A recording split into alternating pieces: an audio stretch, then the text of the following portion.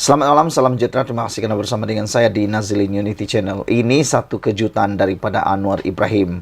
Ramai orang kata Anwar Ibrahim tidak mampu membawa kekayaan, tidak mampu mentadbir negara, tidak boleh diharap. Kata Muhyiddin, kerajaan perpaduan yang ada sekarang ini tidak boleh diharap. Namun demikian, pada petang ini kita dikejutkan dengan satu kenyataan atau satu pendedahan daripada Anwar Ibrahim yang mengatakan Elon Musk minta runding dengan saya, kata Anwar. Anda tahu siapa Elon Musk? Elon Musk ialah pelabur terkaya yang ada di dunia, juga orang yang terkaya ada di dunia. Bayangkan Elon Musk tiba-tiba pula nak runding dengan Anwar Ibrahim. Bukankah itu satu isyarat bahawa Anwar Ibrahim mempunyai pengaruh yang hebat sehingga orang yang ditunggu-tunggu, orang yang dihendaki, yang boleh membawa pelaburan yang besar, tiba-tiba pula runding dengan Anwar. Kita ucapkan tahniah kepada beliau. Tata kelola dan pengurusan ekonomi yang baik mampu menarik minat dan keyakinan pelabur domestik dan asing untuk melabur di negara ini, sekaligus memastikan pertumbuhan ekonomi yang pesat, kata Perdana Menteri Datuk Seri Anwar Ibrahim.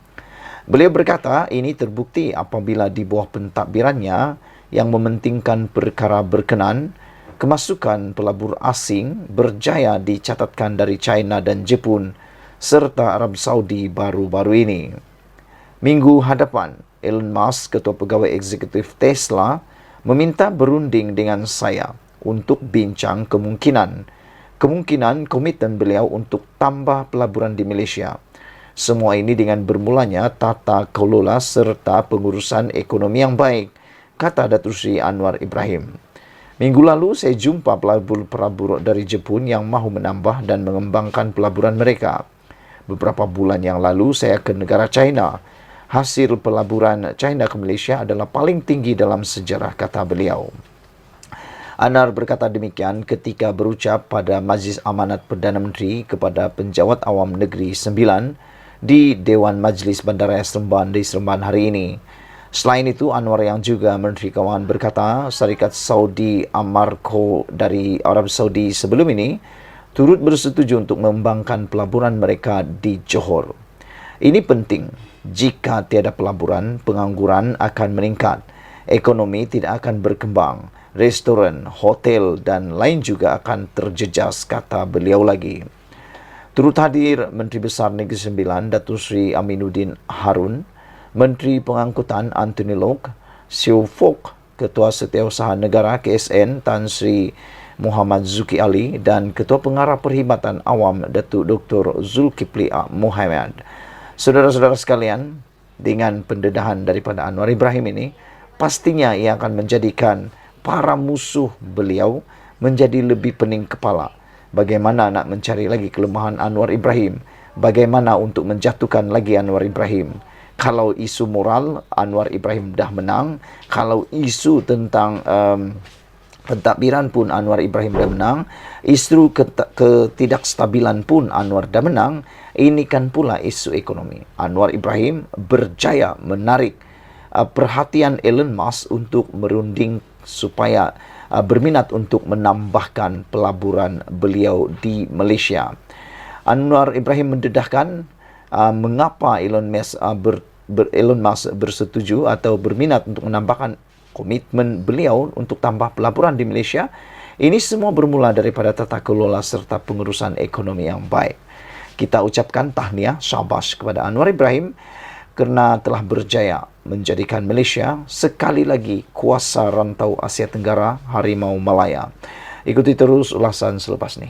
Selamat petang, salam sejahtera. Terima kasih kerana bersama dengan saya di Nazilin Unity Channel. Kemarin Sanusi keluarkan satu kenyataan berkaitan dengan MCA dan MIC, yang mana beliau mencadangkan supaya MCA dan MIC keluar daripada UMNO atau Barisan Nasional, dan juga sertai Perikatan Nasional. Itu persoalan besar yang MCA akan jawab pada malam ini. Sebelum kita teruskan ulasan pada malam ini, jangan lupa tinggalkan komen anda, tekan butang subscribe.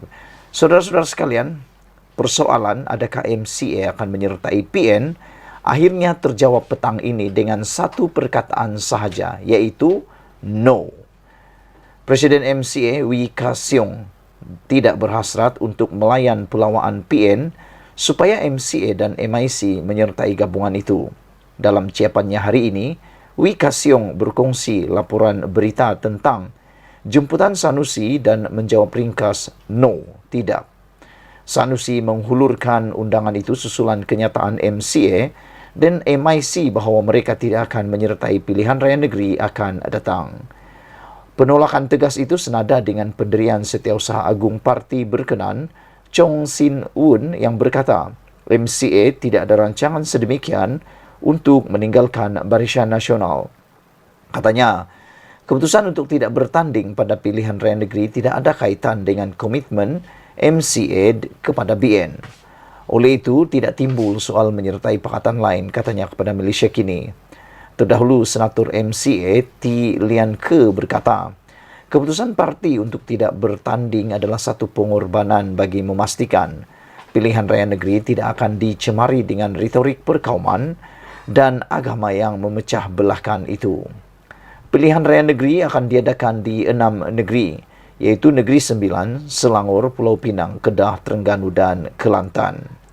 Suruhanjaya Pilihan Raya SPR telah menetapkan hari pengundian serentak pada 12 Ogos ini, yang adalah kali pertama bekas seteru BN dan Pakatan Harapan PH akan bertanding sebagai rakan sekutu. Saudara-saudara sekalian, pada pendapat saya, ini jawapan yang tepat daripada Wee Ka Siong. Apabila Sanusi kata PN sedia beri MCA, MIC kerusi campuran jika keluar Barisan Nasional.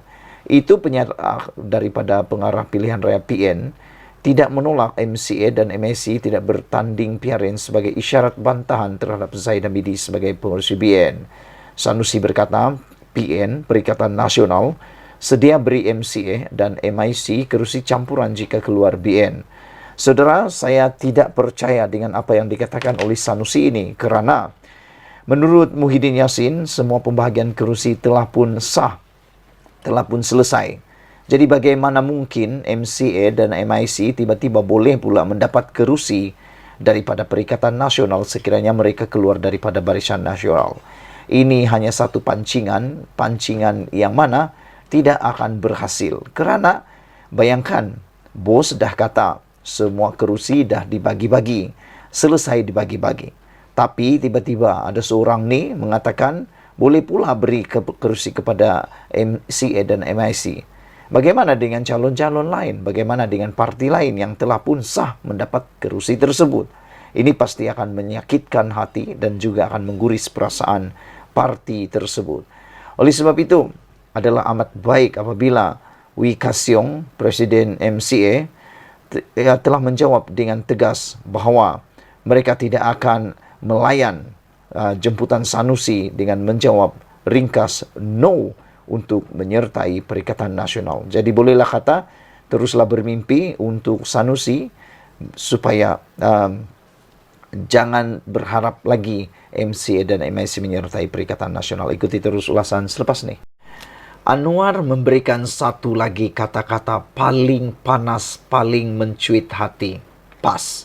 Apabila beliau kata, adakah kerana tak berjubah, serban, saya anti-Islam soal Anwar Ibrahim? Perdana Menteri Anwar Ibrahim membidas kritikan dan tuduhan beliau dan kerajaan perpaduan anti-Islam. Anwar mempersoalkan bagaimana tuduhan itu dibuat, sedangkan peruntukan untuk Islam lebih tinggi berbanding kerajaan terdahulu. Bagaimana nak kata kita anti-Islam? Di mana bahagiannya? Di mana kata Anwar Ibrahim? Kerana saya tak berjubah dan serban, katanya dalam Majlis Amanat Perdana Menteri kepada Pejabat Awam Negeri Sembilan hari ini. Saudara-saudara sekalian, apabila Anwar mengatakan perkara ini, ianya menjadi amat menarik kerana kita tunggu jawapan daripada musuh politik Anwar Ibrahim yang seringkali mengatakan kerajaan perpaduan pimpinan Anwar Ibrahim ini ialah anti-Islam.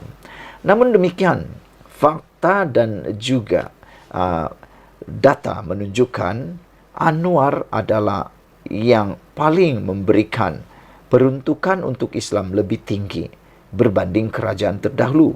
Siapakah kerajaan terdahulu itu? Kerajaan terdahulu itu ialah Perikatan Nasional di bawah kepimpinan Muhyiddin Yassin yang mana turut dianggotai oleh komponennya yaitu PAS yang mana digelar oleh Anwar Ibrahim sebagai mempunyai jubah dan serban. Persoalannya sekarang ialah adakah kerana tak berjubah, serban, saya anti-Islam soal Anwar? Sila tinggalkan komen Anda. Perdana Menteri sekali lagi membidas kritikan dan tuduhan beliau dan kerajaan perpaduan anti-Islam. Anwar mempersoalkan bagaimana tuduhan itu dibuat sedangkan peruntukan untuk Islam lebih tinggi berbanding kerajaan terdahulu. Anwar Ibrahim bertanya satu soalan mudah yang mungkin paling sukar dijawab oleh musuh politik beliau. Bagaimana nak kata kita anti-Islam? Kata Anwar Ibrahim. Di mana? Celah mana? Di mana bahagiannya? Kerana kata Anwar Ibrahim, adakah kerana saya tak berjubah dan tak berserban? Katanya dalam satu majlis amanat Perdana Menteri kepada pejabat awam di Negeri Sembilan hari ini. Saudara-saudara sekalian, sebelum kita teruskan ulasan kali ini, mohon kiranya Anda tinggalkan komen Anda. Adakah Anda rasa Anwar Ibrahim ini yang mana dikritik kononnya adalah anti-Islam? Perdana Menteri membidas pengkritik itu. Saudara-saudara sekalian, adakah kerana tak berjubah dan tak berserban Anwar Ibrahim anti-Islam? Pada pendapat saya, Anwar Ibrahim tidak anti-Islam kerana beliau telah pun menyediakan peruntukan untuk Islam lebih tinggi berbanding kerajaan terdahulu. Itu pengakuan daripada Anwar Ibrahim. Ikuti terus ulasan selepas ini.